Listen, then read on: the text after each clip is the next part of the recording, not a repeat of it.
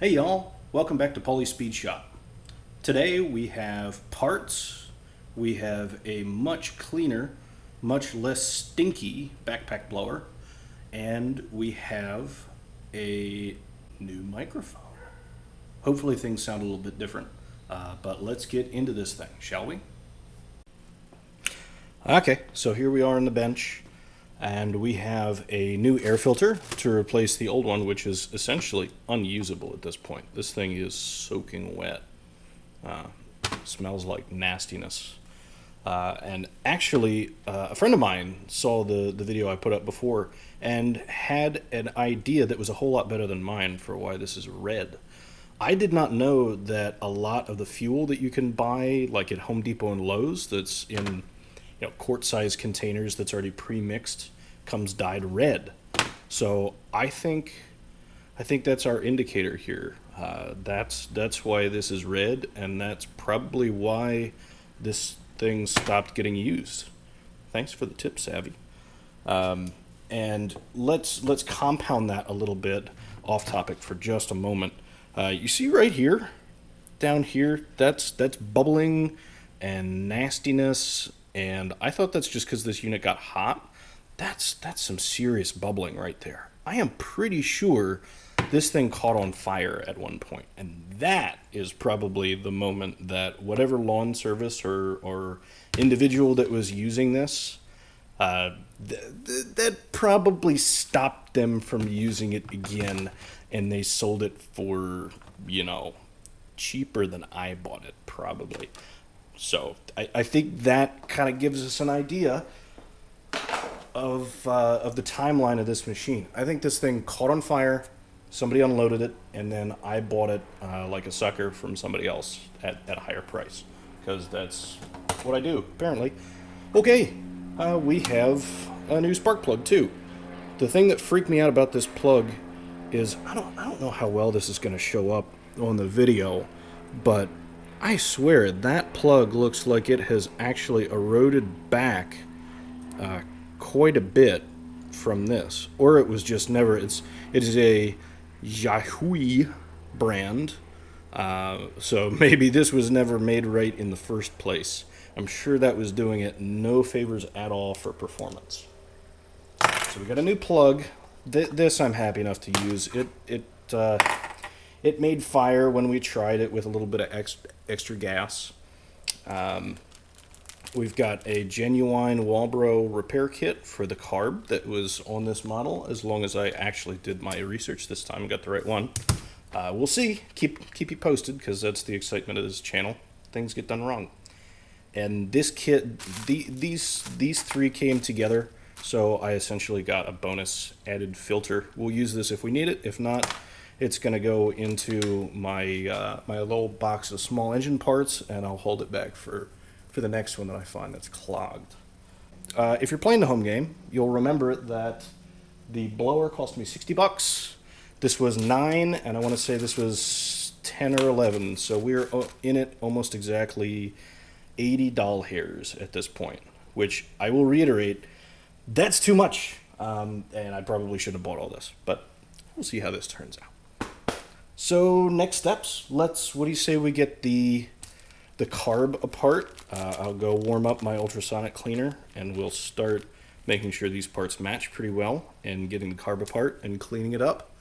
Because again, based on the fact that there's tons of fuel in the air filter, and it looks like the unit actually caught fire at some point, probably there was tons of fuel dripping out of the carb, which means the needle and seat is stuck and toast. But we will see when we get in there. Let's have a look, shall we? Okay, so in we go. This thing was kind of a bitch to get up here, but we'll see how we get along. I think the hardest part about this is going to be trying to... long screws. Maybe those are the carb screws right there. Anyway, I think the hardest part here is going to be, figuring out where all the fuel lines go and how this throttle linkage works, because it's significantly different than the other stuff we've messed with so far. And I'm still learning here. I'm not an absolute seasoned pro. So that should be, yeah, those were the carb mounting bolts. That's it. All right, so the throttle cable's back here. That looks like a pretty easy one to get disconnected, but we'll see. There we go. One line up. That kind of seems wrong. I would think there would be, well, I didn't see a primer bulb, so maybe, oop, there we go. It popped off, and this side is still disgusting because the pressure washer didn't get back here. Oh, right, yep, so this was sent through spring clamp. I did bring my power washer out, my pressure washer, and gave this thing a good hose down, just trying to be careful of not spraying directly into where it would try and get into the points of the coil back here to where I wasn't going to get a ton of water down the carb. And I let this thing sit out back behind my house on the porch while I was gone last week. And that was because this thing smelled horrible. It wasn't oil like you would expect with this thing being greasy as hell. Although it did smell a little bit like oil. It wasn't fire either. Now, that would have made sense based on what we found. It had a really kind of strange... It smelled like old apartments that my dad used to fix up. It's like stale cigarettes and grossness. I don't know what the heck it was. Didn't smell like pee. A lot of those apartments smelled like dog pee, but that's not what this smell is. That's another very, very specific kind of forever in your brain smell. There's a little spring clamp here that's not being all that fun.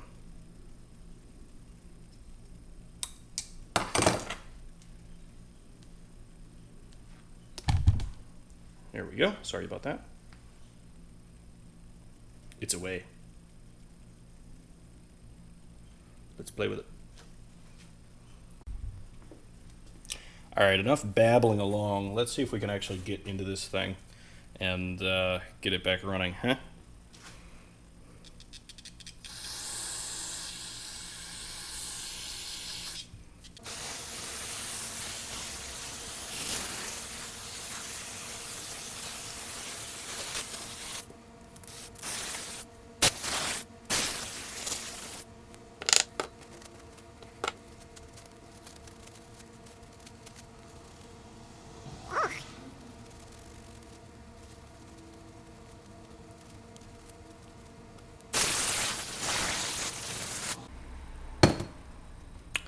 All right, there we go. This is going in the ultrasonic cleaner, but that was just too much big stuff.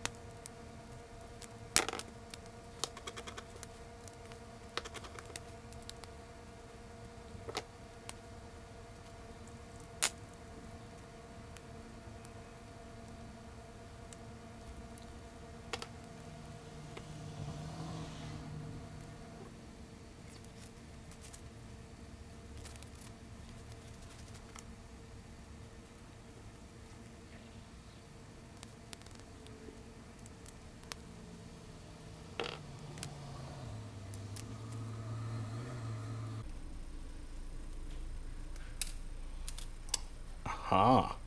That's what I was afraid of. That thing was stuck in there. And look at all that gunk. Is that? Oh, yeah. That's gross. I think we have found our problem. This definitely goes along with our theory that this thing was leaking oil, or leaking gas. Let's throw this in the parts cleaner, huh? Normally I don't bother pulling these screens out, but this one was disgusting. Okay. Clean carb, clean new plates, little teeny pile of old parts, little teeny pile of new parts. Let's turn this into a carburetor, shall we? Okay, this is just way too fiddly to film while I'm doing it, but this is what was failing last time. That needle and seat was not going up and down. It was stuck solid. So hopefully that will make all the difference in this thing, you know, not leaking gas and starting a fire again. And voila, a clean carb. Choke's a little squidgy. Might give that a little oil. Throttle's fine. Hopefully all the passages are clear. Let's put it on.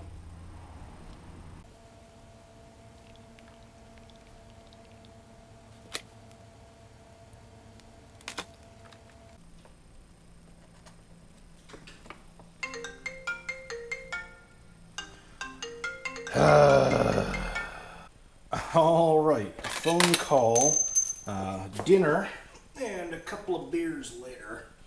Let's try and get this thing put together, shall we?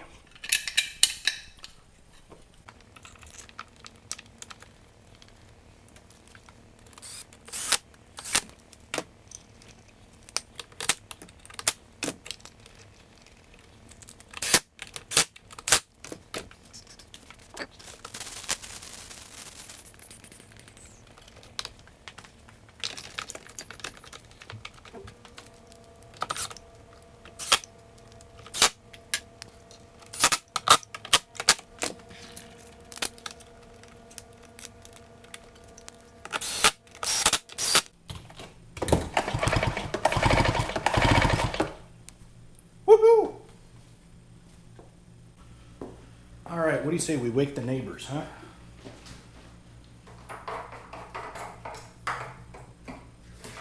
Ooh. Came out a little explosively.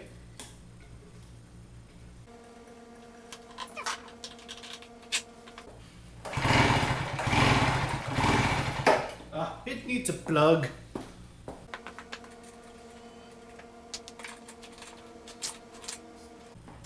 Details, details.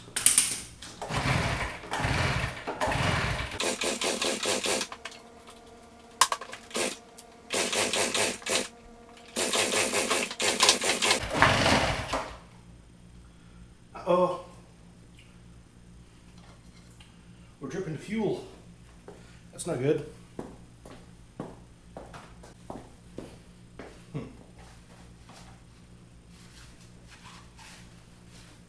Now, is it just dribbling straight out? Whoa, whoa, whoa. No work. No, still got the same problem. That's not good. All right, so hopefully you can see at this point, this thing is just hemorrhaging fuel. So this appears to be the same problem as before.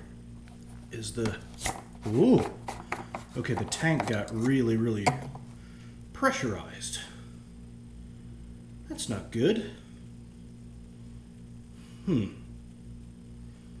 So this is going to take a little bit more work than I thought. I would have assumed that any needle and seat problem would have gotten taken care of, but it doesn't seem to be a needle and seat problem. It's like a tank pressurization problem.